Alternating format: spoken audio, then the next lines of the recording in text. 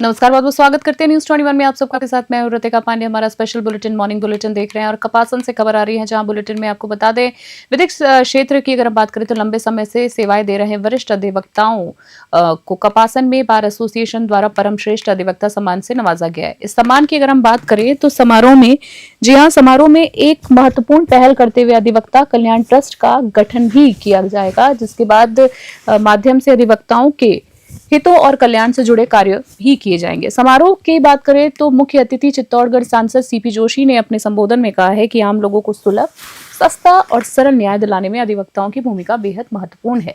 उन्होंने बताया है कि केंद्र सरकार ने कई नए कानून लागू किए हैं और पुरानी अप्रासंगिक धाराओं को हटाकर न्याय व्यवस्था को और प्रभावी बनाने की दिशा में नए काम भी किए हैं। कपासन से ब्यूरो रिपोर्ट देख रहे हैं आप।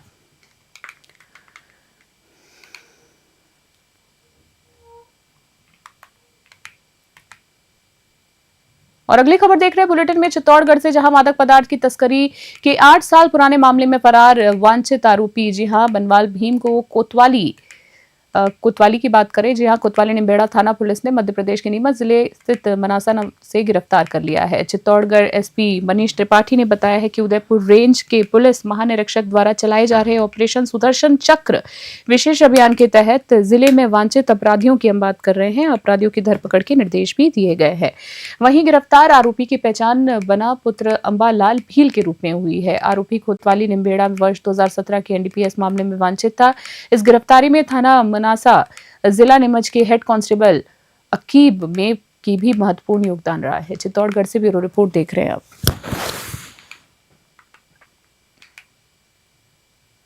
और अगली खबर देख रहे हैं जो आगे आ रही है भीलवाड़ा जिले के शाहपुरा क्षेत्र के खमोर गांव में बिना अनुमति के धड़ल्ले से चल रहे अवैध पत्थर खनन और तेज ब्लास्टिंग कार्य के खिलाफ ग्रामीणों ने कड़ा विरोध जताया है। ग्रामीणों की बात करें तो ग्रामीणों ने तहसीलदार के नाम नायब तहसीलदार को लिखित शिकायत भी दी है। वहीं ग्रामीण सावर लाल तिवाड़ी ने शिकायत में बताया है कि खनन कार्य आवासीय ढाणियों और चाड़ियां तालाब के बिल्कुल नजदीक किया जा रहा है। वहीं खननकर्ता भारी मात्रा में विस्फोटक भी तैयार कर रहे हैं, प्रयोग कर रहे हैं विस्फोटक का, जिससे ग्रामीणों में दहशत का भी माहौल बनना है। आरोप लगाया जा रहा है कि अवैध खनन न सिर्फ ग्रामीणों की सुरक्षा खतरे में पड़ गई है इसकी वजह से, बल्कि सरकारी संपत्ति को भी बड़ा नुकसान हो रहा है। शाहपुरा से किशन वैष्णव की रिपोर्ट देख रहे हैं आप।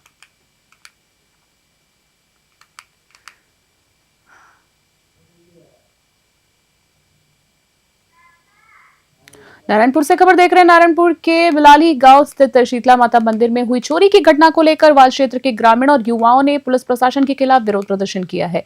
भारी संख्या में ग्रामीणों ने नारायणपुर एसडीएम कार्यालय के बाहर प्रदर्शन करते हुए चोरी करने वाले आरोपियों की तत्काल गिरफ्तारी की मांग की है। वहीं बता दें आपको, पुलिस द्वारा 10 दिन बाद भी आरोपियों को गिरफ्तार न करने पर बिलाली सहित आसपास के हजारों ग्रामीण मंगलवार को नारायणपुर के एसडीएम कार्यालय तक पैदल मार्च उन्होंने किया है और पुलिस प्रशासन के खिलाफ नारेबाजी भी उन्होंने की है। वृत्ताधिकारी मेघा गोयल ने ग्रामीणों को 15 दिसंबर तक चोरी का खुलासा करने और आरोपियों को गिरफ्तार करने का आश्वासन दिया है। साथ ही क्षेत्र में गश्त बढ़ाने की बात भी कही है। नारायणपुर से भारत कुमार शर्मा की रिपोर्ट।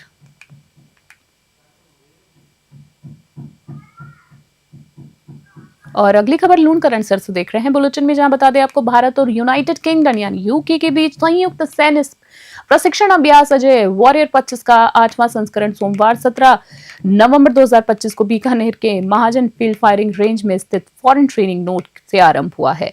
ये द्विवार्षिक अंतर्राष्ट्रीय अभ्यास 17 से 30 नवंबर 2025 तक चलेगा। इस संयुक्त अभ्यास में दोनों देशों की सेनाओं ने कुल 240 सैनिक इसमें भाग ले रहे हैं, जिनमें समान प्रतिनिधित्व रखा गया है। कर्नल नीरज बेनीवाल भारतीय सेना ने बताया है कि ये संयुक्त प्रशिक्षण संयुक्त राष्ट्र जनादेश के अंतर्गत आयोजित किया जा रहा है और इसका मुख्य फोकस शहरी क्षेत्रों में शहरी क्षेत्रों में आतंकवाद रोधी अभियानों पर है। यूके आर्मी के लेफ्टिनेंट कर्नल साइमन डायसन ने इस युद्धाभ्यास के महत्व पर जोर देते हुए युद्ध कौशल और नॉलेज शेयरिंग जैसे अनुभव को साझा करने की बात कही। बीकानेर के महाजन से लोकेश बोरा की रिपोर्ट। देख लेना सब पीछे वो खड़े हैं। आज की एक्सरसाइज के बारे में बताएं। नमस्कार। It is my privilege to extend a warm welcome to all of you to Indo-UK Joint Training Exercise taking place at Mahajan Field Firing Ranges from 17 to 30th November 2025. This joint initiative reflects the deep and long-standing partnership between our two nations founded on common values and mutual respect. This joint exercise stands as a clear demonstration of our shared commitment to global peace and security. Guided by the United Nations peacekeeping mandate, we have come together to enhance our capabilities in counter-terrorism operations. The United Nations mandates highlights the vital role of collective action in preserving international peace, and this exercise serves as a key contribution to the overarching goal. And Colonel Niraj, fellow officers, soldiers of the Royal Gurkha Rifles and the Sikh Regiment.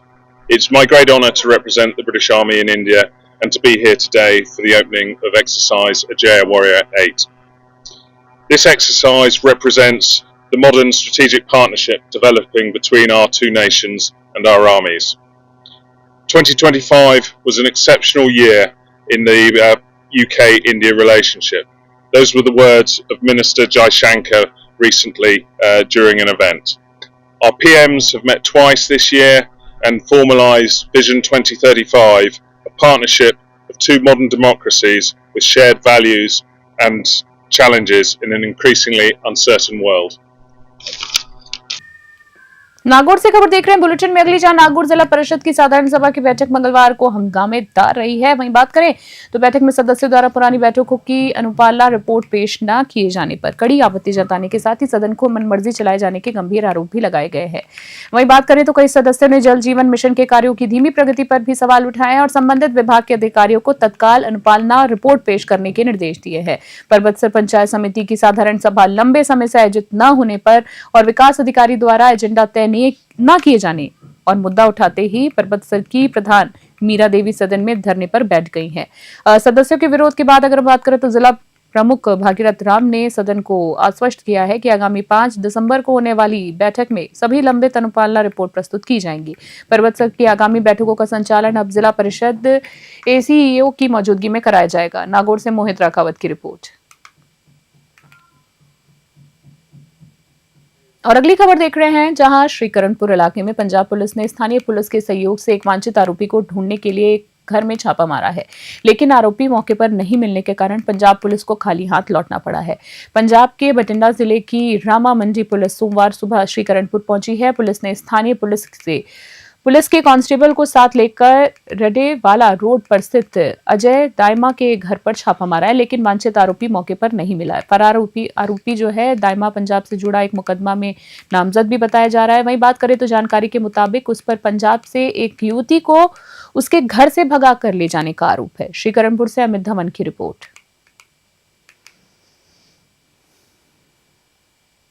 और अगली खबर देख रहे हैं श्री विजयनगर से। Shri Vijayanagar police ने नशे के खिलाफ लगातार ताबड़तोड़ कार्रवाई करते हुए क्षेत्र में नशा तस्करों में हड़कंप मचा दिया है।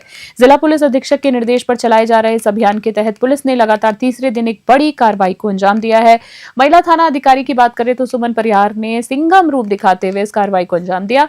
वहीं टीम ने गश्त के दौरान आरोपी तेजू सिंह को गिरफ्तार भी किया। आरोपी के कब्जे से 4.4 ग्राम अवैध हेरोइन बरामद की गई है, जिसे स्थानीय भाषा में चिट्ठा भी कहा जाता है। वहीं आपको बता दें आगे खबर में, जहां पुलिस ने आरोपी तेजू के खिलाफ एनडीपीएस एक्ट के तहत मामला दर्ज कर जांच शुरू कर दी है। श्री विजयनगर से जयकिशन की रिपोर्ट। खाटू श्याम जी से खबर देख रहे हैं अगली, जहां विश्व प्रसिद्ध बाबा श्याम की नगरी खाटू श्याम में लगातार बिगड़ती व्यवस्थाओं को देखते हुए राजस्थान सरकार अब गंभीर दिखाई दे रहा है। उप मुख्यमंत्री दिया कुमारी द्वारा व्यवस्थाओं को दुरुस्त करने के लिए कमेटी गठित किए जाने के बाद आज मेला मजिस्ट्रेट कार्यालय में जिला प्रशासन की एक महत्वपूर्ण बैठक आयोजित की गई है। भाजपा प्रत्याशी गजानन कुमावत ने बैठक में महत्वपूर्ण जानकारी देते हुए बताया कि केंद्र सरकार की स्वदेश दर्शन योजना के तहत खाटू श्याम जी के विकास के लिए स्वीकृत करीबन 88 करोड़ उपयोग व्यवस्थित रूप नहीं हो पा रहा है। जी आपको बता दें एक बार फिर से, उपयोग व्यवस्थित रूप से नहीं हो पा रहा है और उन्होंने इस राशि का समुचित उपयोग करने की मांग की है ताकि विकास कार्य गति में हो सके। वहीं पवन पुजारी ने बताया है कि वर्तमान सरकार स्थानीय विकास को प्राथमिकता देते हुए खाटू श्याम जी की मूलभूत सुविधाओं की ओर मजबूत बनाने की दिशा में कार्य कर रही है। खाटू श्याम जी से दुर्गा सिंह कुमावत की विशेष रिपोर्ट देख रहे थे आप।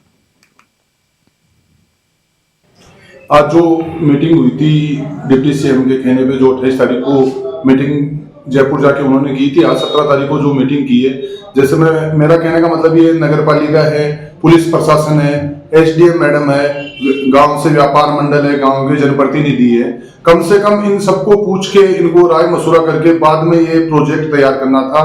इन्होंने बंद कमरे में ये प्रोजेक्ट तैयार किया है। तो आज जो ये मीटिंग हुई इसमें मेरे को कोई निष्कर्ष नहीं लगता और कोई ज्यादा विचार विमर्श नहीं हुई। उन्होंने बंद कमरे में ये फॉर्मूला तैयार किया है। नाम? मैं व्यापार मंडल से सोनू जोशी, अध्यक्ष खाटूधाम व्यापार मंडल। उन 87 करोड़ रुपए को लगाने के लिए सरकार ने जो योजना बनाई थी टूरिज्म डिपार्टमेंट है, और टूरिज्म डिपार्टमेंट ने कुछ जगह ऐसी बना दी गई थी जहाँ पर उस जगह का कोई उपयोग नहीं हो रहा था, और जो पार्किंग की जगह थी वो पार्किंग की जगह खराब हो रही थी। तो उसके बारे में पहले भी 2 मीटिंगें हो चुकी है। हमारे पर्यटन मंत्री आदित्य जिया कुमारी जी यहाँ पर पधारी थी, वो मौका देके गई थी, और उन्होंने जयपुर मीटिंग बुलाई थी। जयपुर मीटिंग में सभी पदाधिकारी गए थे, और वहाँ पे तय किया गया था कि वहाँ पर लोकल आज मीटिंग की कमेटी के मेंबर बनाए गए थे, और सभी मेंबर्स वहाँ जाकर मौके पर आप देखना, मेंबर दिया कुमारी जी का ये आदेश था। तो हम सब लोगों की आज मीटिंग बुलाई गई, और टूरिज्म डिपार्टमेंट के जो पैसे थे उनके बारे में चर्चा की गई है। तो उनको ये बताया गया है कि जो सरकारी ज़मीन खाटू श्याम जी के आसपास है, उन जगहों पर जो 85 लाख रुपए हैं, 85 करोड़ रुपए हैं, इन रुपयों को ऐसी जगह लगाई जाए जो जनता की सुविधा के लिए काम आए। और बाहर की जो जनता आती है वहाँ पर मीटिंग का आयोजन किया गया, जिसमें पर्यटन विभाग से आए हैं और हमारे एडीएम मैडम, एसडीएम मैडम, हमारे एडिशनल एसपी साहब, और हमारे भारतीय जनता पार्टी के जिलाध्यक्ष, और हमारे यहाँ भारतीय जनता पार्टी से प्रत्याशी, और इस पूरे इस अभियान को एक अभियान का रूप देकर के काम कर रहे आदरणीय गजानन जी भाई साहब के नेतृत्व में जो मीटिंग हुई, यहाँ खाटू श्याम जी से मंदिर कमेटी से पदाधिकारीगण, गांव के मौजूद लोग उपस्थित रहे। मैं दिया कुमारी जी को धन्यवाद देना चाहूँगा कि उन्होंने बहुत खाटू श्याम जी की भव्यता के लिए, यहाँ के सौंदर्यकरण के लिए, यहाँ की यात्रियों की सुविधाओं के लिए और ग्रामवासियों की सुविधाओं को ध्यान में रखते हुए जो निर्णय किए, उनमें जो कमियां थी उनको हमारे आदरणीय प्रत्याशी गजानन जी कुमार ने पर्सनली एक एक चीज की गहराई में जाकर के हम सब लोगों ने पहले वर्किंग करी इसमें, और आज हमने उन सब चीजों को दृष्टिपटल पर उतारा। और जब हमने देखा उनको पेपर्स के अंदर, तो उनमें जो सुधार थे वो बताए, और सभी अधिकारियों ने इसमें सहयोग किया। और मुझे लगता है कि जब प्रैक्टिकली। और अगली खबर देख रहे हैं, जहां आपको बता दें, अंता के नवनिर्वाचित विधायक और पूर्व मंत्री प्रमोद जैन भाया ने विधानसभा में शपथ लेने से पूर्व ही किसानों के मुद्दों को लेकर आवाज उठाई है। सोमवार को जिला कांग्रेस कमेटी के तत्वाधान में उन्होंने किसानों की विभिन्न मांगों को लेकर जिला कलेक्ट्रेट कार्यालय पर धरना दिया, और आपको बता दें कलेक्ट्रेट को मुख्यमंत्री के नाम ज्ञापन सौंपते हुए इस दौरान उन्होंने 15 दिन में पूरी मांग नहीं होने पर क्रमिक अनशन की चेतावनी भी दी है। बता दें आपको, कुछ महीने में अतिवृष्टि के कारण किसानों को सभी फसलें उनकी चौपट हो गई थी, लेकिन सरकार की ओर से अभी तक किसानों को मुआवजा नहीं दिया गया है और न ही फसल बीमा का पैसा भी दिया गया है। विधायक भाया ने कहा है कि अन्नदाता किसान के हितों की रक्षा करना उनका परम कर्तव्य है। 12 से हरीश शर्मा की रिपोर्ट। अतिवृष्टि के कारण जो फसलें 3-3 बार किसानों ने बोई और अतिवृष्टि से वो खराब हुई, सरकार को चाहिए था कि तुरंत मुआवजा वितरण होना चाहिए था। हमने 1 महीने पहले भी धरना लगाया था और जिला कलेक्टर जी के माध्यम से माननीय मुख्यमंत्री जी को ज्ञापन भिजवाया था, किसानों की भावना से उनको अवगत करवाया, लेकिन अभी तक मुआवजे का पता नहीं है। साथ ही डीएपी यूरिया खाद नहीं मिल रही किसानों को अटैचमेंट और दिया जा रहा है। तो इन सब जो हालात हैं पूरे जिले में, किसान भाई हमारे बहुत परेशान हैं और उनकी भावनाओं को मद्देनजर रखते हुए आज पुनः यहाँ पर ये धरना रखा है जिला कलेक्टर कार्यालय पे, और मुख्यमंत्री जी के नाम ज्ञापन देंगे। उसमें 15 दिन का समय देंगे कि 15 दिन के अंदर अंदर मुआवजा वितरण शुरू हो। और अगली खबर सिकराय से देख रहे हैं, जहां आपको बता दें सिकराय उपखंड क्षेत्र के मानपुर केरल में हुए पुलिस उपाधीक्षक धर्मराज चौधरी ने कार्यभार संभाला है। साथ ही साथ आपको बता दें केरल में संभालने के बाद अधीक्षक धर्मराज चौधरी ने कार्यभार संभाला है। उसके बाद उन्होंने निवर्तमान सीओ दीपक मीणा के पदभार ग्रहण किया है। एक बार खबर आपको फिर से बता देते हैं, सिकराय उपखंड क्षेत्र के मानपुर केरल में नए पुलिस उपाधीक्षक धर्मराज चौधरी ने कार्यभार संभालते ही निवर्तमान सीओ दीपक मीणा से पदभार ग्रहण किया है। वहीं पदभार ग्रहण करने के बाद निवर्तमान सीओ दीपक मीणा के लिए एक विदाई समारोह का आयोजन भी किया गया। इस समारोह में उन्होंने भावभीनी उनको विदाई दी है और उनके उज्जवल भविष्य की कामनाएं भी की गई। विदाई समारोह में दीपक मीणा को माला पहनाकर, साफा बांधकर, स्मृति चिन्ह भेंट कर मिठाई खिलाकर सम्मानित किया गया। इस दौरान नए पुलिस उपाधीक्षक धर्मराज चौधरी का भी स्वागत किया गया। उन्हें भी माला पहनाकर, साफा बांधकर, स्मृति चिन्ह भेंट करके मिठाइयां खिलाई कर शुभकामनाएं भी दी गई। सिकराय से गोपाल जहांगीर की नांदरी की रिपोर्ट। और अगली खबर अंता विधानसभा उपचुनाव की अगर हम बात करें तो 15,612 मतों से बड़े अंतर से जीत हासिल कर तीसरी बार विधायक बने कांग्रेस प्रत्याशी प्रमोद जैन भाया को जन जन की ओर से लगातार बधाइयां और संदेश भी मिल रहे हैं। पूर्व खनन मंत्री और नव निर्वाचित विधायक प्रमोद जैन भाया ने सोमवार को पूर्व विधायक और अंता उपचुनाव में उनके चुनाव प्रभारी रहे पानाचंद मेघवाल के आवास पर पहुंचकर उनका आभार व्यक्त किया है। स्वयं प्रमोद जैन भाया ने पूर्व जनप्रिय विधायक पानाचंद मेघवाल को कुमकुम तिलक करते हुए माला पहनाकर आभार जताया है। वहीं विधायक पानाचंद मेघवाल भी प्रमोद जैन भाया को पुष्पहार पहनाकर जी हां सपरिवार उनको शुभकामनाएं दी गई। अटरू से प्रदीप शर्मा की रिपोर्ट देख रहे हैं आप।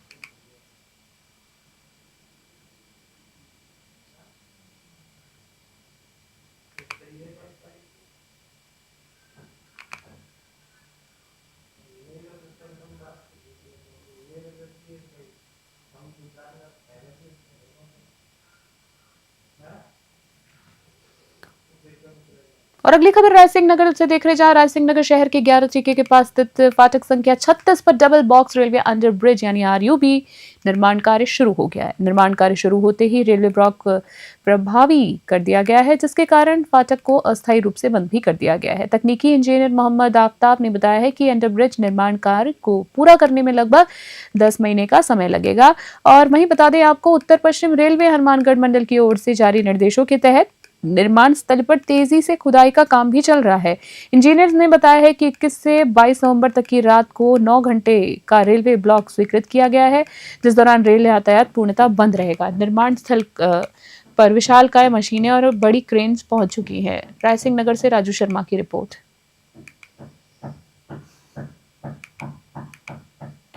रायसिंह नगर से अगली खबर देख रहे हैं। रायसिंह नगर में बिश्नोई समाज के मंदिर सभा अध्यक्ष पद को लेकर पिछले 21 दिनों से चल रहा विवाद थमने का नाम ही नहीं ले रहा है।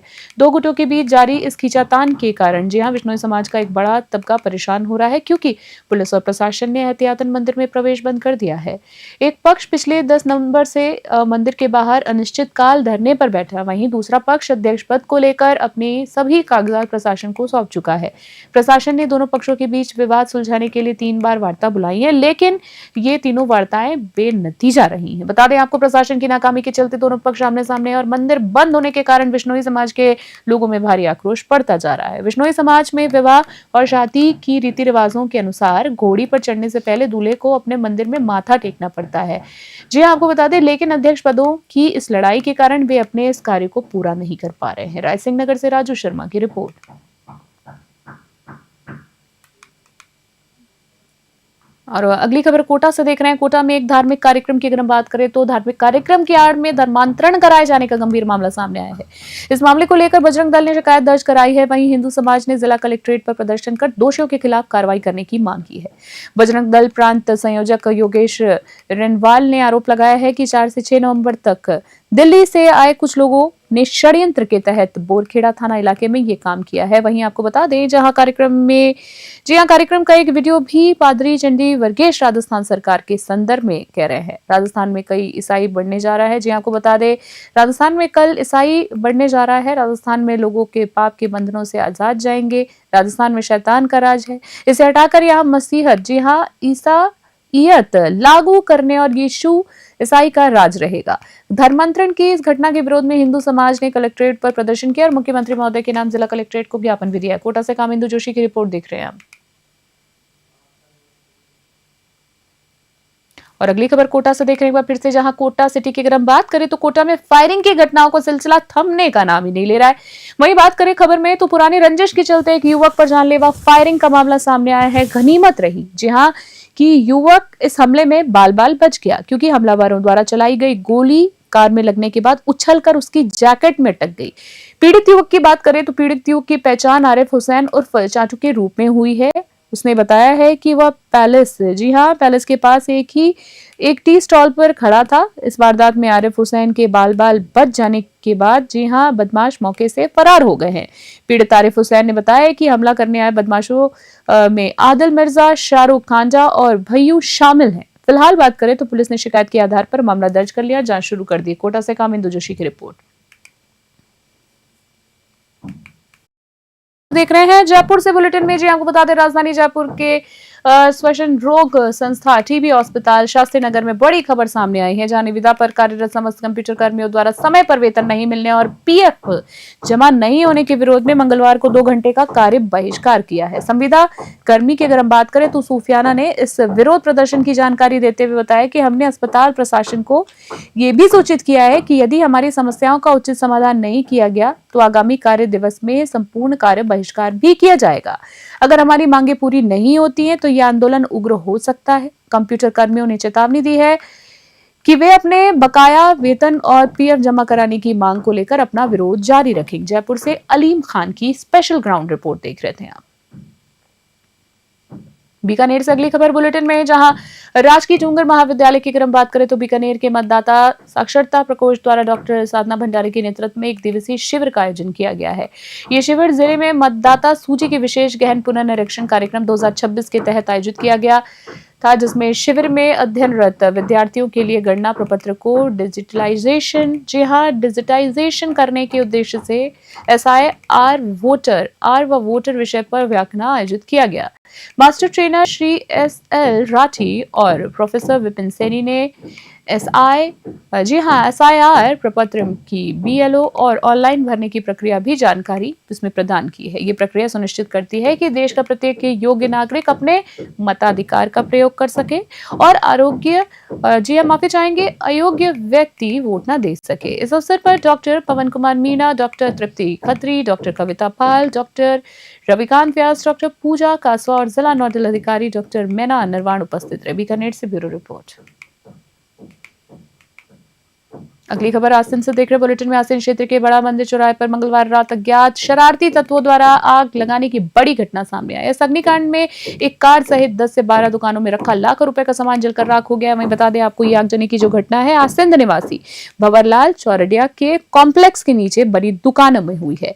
आग लगने की ये पूरी जो घटना है पास लगे CCTV फुटेज में कैद हो गई है, जिससे स्पष्ट होता है कि इस शरारती तत्वों द्वारा अंजाम दिया गया है। सूचना मिलते ही नगर पालिका अध्यक्ष देवीलाल साहू सहित बड़ी संख्या में नगरवासी पहुंचे हैं। वहीं स्थानीय लोगों और अग्निशमन की सहायता से आग पर कड़ी मशक्कत के बाद काबू पाया गया है। वहीं पुलिस ने CCTV फुटेज के आधार पर अज्ञात आरोपियों की पहचान और गिरफ्तारी के प्रयास शुरू कर दिए। आसिन से ब्यूरो रिपोर्ट। खास बुलेटिन में फिलहाल के लिए इतना ही। देश और दुनिया की बड़ी खबरों के लिए बने रहने न्यूज़ 21 फिलहाल के लिए नमस्कार।